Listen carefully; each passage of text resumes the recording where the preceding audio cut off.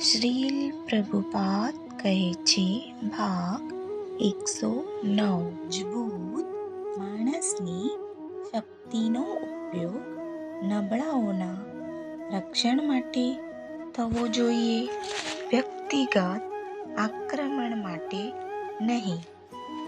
તેવી જ રીતે ધાર્મિક સિદ્ધાંતો દ્વારા મંજૂર કરાયેલ જાતીય જીવન બાળકોના પ્રજનન માટે હોવું જોઈએ, અન્ય હેતુઓ માટે નહીં.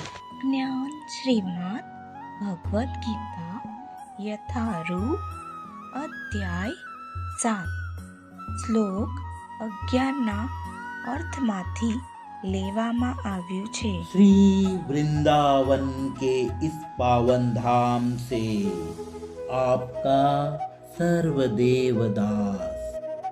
Hare Krishna, Krishna Krishna.